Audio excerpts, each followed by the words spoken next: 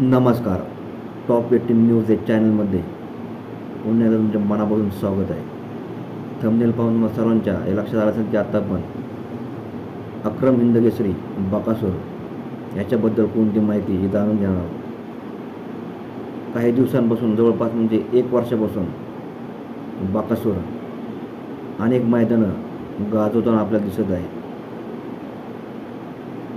जवळपास मागील वर्षापासून 6 वेळेस हिंदकेसरी किताब हा बकासूरने आपल्या नावचा केलेला आहे. त्यामुळे आज बकासूर जवळपास 11व्यांदा हिंदकेसरी हा झालेला आहे. अनेक अडचणी बकासूरला मधल्या काळात आल्या. बकासूरचं काही मैदानावरती जखमी होणं, बकासूरला दगड मारून जखमी करण्याचा प्रयत्न असंख्य बैलगाडा क्षेत्रातील लोकांकडून केलेला आहे. बकासूर कुठेही न डगमगता आजपर्यंत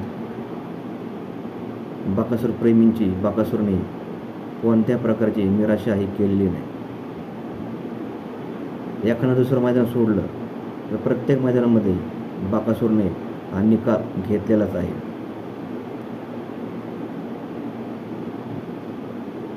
बकासूर आणि मुळशी धुमाळ्यांचं नातं अतिशय जवळचं, भावनिक प्रकारचं नातं. मुळशी धुमाळ्यांचं उत्कृष्ट असं नियोजन, त्यामुळे बकासूर असंख्य मैदानं हे मारताना आज आपल्याला दिसत आहे.